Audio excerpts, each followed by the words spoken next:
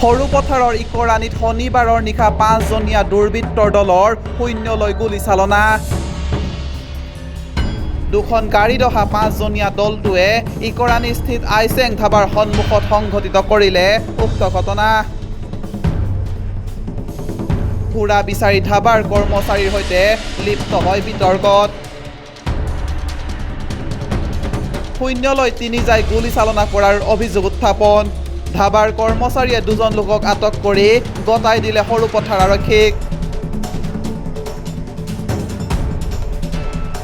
পলায়ন কৰা এখন গাড়ী অসম নাগালেণ্ড সীমান্তৰ উৰিয়ামঘাট থানাৰ সমীপত আৰু আনখন গাড়ী কাজিৰঙাৰ বাগৰিত আটক কৰে কহৰা আৰক্ষীয়ে। জব্দ AS06AD6566 নম্বৰৰ ফৰ্চুনাৰ আৰু RJ45CY7178 নম্বৰৰ টয়োটা হাইলাক্স গাড়ী দুখন।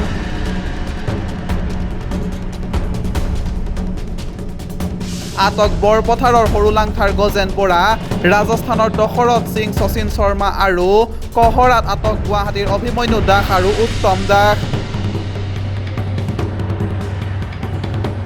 অভিমন্যু দাসে শূন্যলৈ গুলীচালনা কৰিছিল বুলি অভিযোগ উঠিছে। মানে কথাটো এনেকুৱা হ'ল, একচুৱেলি আমাৰ ধাবাখন আপোনালোকে গম পায় হয়তো, আমাৰ সৰুপথাৰ মানে ধনশিমগুৱাৰ ইকৰাণী স্থিত আমাৰ ধাবা এখন আইচেং ধাবা। কথাটো এনেকুৱা হ'ল, আমি ধাবাখন একচুৱেলি বন্ধ কৰিব লৈছিলোঁ। বন্ধ কৰিব লোৱা মুহূৰ্ততে দুখন গাড়ী আহি আমাৰ ধাবাৰ সন্মুখতে ৰ'লহি। এখন ফৰ্চুনাৰ গাড়ী আৰু এখন আপোনাৰ ইছুজুকি গাড়ী, দুখন গাড়ী ৰ'লহি। তেনেদৰে গাড়ীখনৰ পৰা দুখন গাড়ীৰ পৰা দুজন ব্যক্তি নামি আহিলে। আমি ধাবাখন বন্ধ কৰি অলৰেডি তলা মাৰিব লৈছোঁ। তেনে অৱস্থাত তেওঁলোকে সুধিলে যে দাদা মদ পাম নেকি? তেনে মই ক'লোঁ যে কোনো ধৰণৰ আমাৰ মদ্যপান নহ'ব আৰু কোনো ধৰণৰ আপোনাৰ এতিয়া আমি মানে বিয়া আছে, ওচৰতে বিয়া আছে, বিয়ালৈ আমি যাম বুলি প্ৰিপেৰেশ্যন কৰিছোঁ। গতিকে আমাৰ ধাবাৰ ষ্টাফৰ 5জন কৰ্মচাৰী আমাৰ গোটেই আমি সকলো ইনক্লুডিং হৈ আছিলোঁ। গতিকে 5জন কৰ্মচাৰী আমি একেলগে আমি ধাবাৰ পৰা বিয়ালৈ যাম বুলি আমি প্ৰিপেৰেশ্যন কৰিলোঁ। তেনে অৱস্থাত দুজন ব্যক্তিয়ে যেতিয়া আমাৰ মন নাই বুলি ক'লোঁ, তেতিয়া কি কৰিলে, তেওঁ অলপ উদণ্ড হ'ল। উদণ্ড হৈ কৈছে যে কিহৰ ধাবা এখন মন নাই বুলি।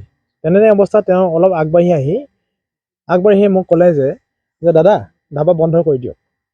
তেনে অৱস্থাত গাড়ীত থকা দুজন ব্যক্তিয়ে কোনোবা এজন ব্যক্তিৰ ভিতৰৰ পৰা এজন মানে কি হ'ল, প্ৰথম এটা মানে ব্লেংক ফায়াৰ কৰিলে। ব্লেংক ফায়াৰ কৰাৰ পিছত অলপ সময়ৰ ঠিক অলপ মানে মুহূৰ্তৰ পিছতে আৰু দুটা গুলি মানে ব্লেংক ফায়াৰ কৰিলে।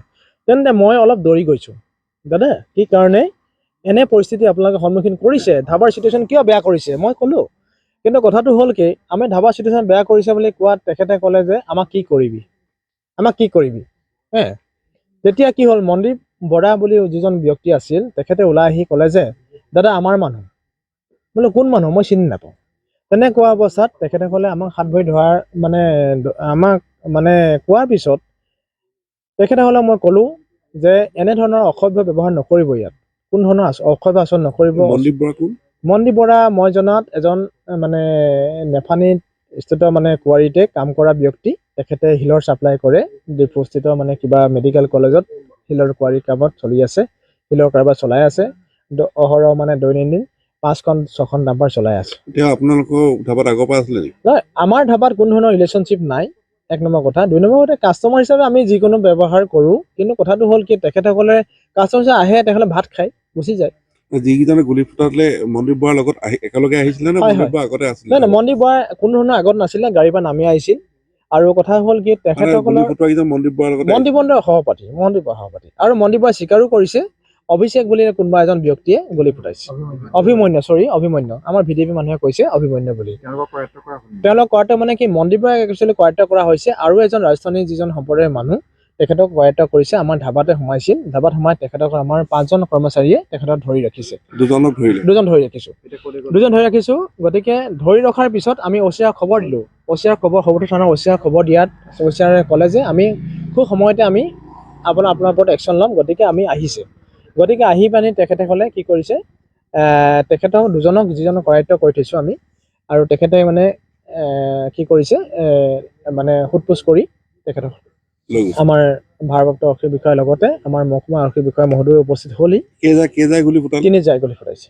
এজাই গুলী অলৰেডি উদ্ধাৰ হৈছে। তাৰপিছত তেওঁলোক পলায়ন কৰিলে পলায়ন কৰিছে, 2খন গাড়ী পলায়ন কৰিছে। কোনফালে পলায়ন কৰিলে সৰুঠাৰ দেখিয়ে পলায়ন কৰিছে, 2খন গাড়ী সৰুঠাৰ দেখিয়ে পলায়ন কৰিছে। কিমান সময় ঘটনা এইটো আপোনাৰ 10:40 10:30 বজাৰ 10:30 বজা হ'ব প্ৰপাৰ 10:30। ধনশিৰিৰ পৰা ৰাকেশ কুমাৰ যাদৱৰ report, news 12 Assam north east.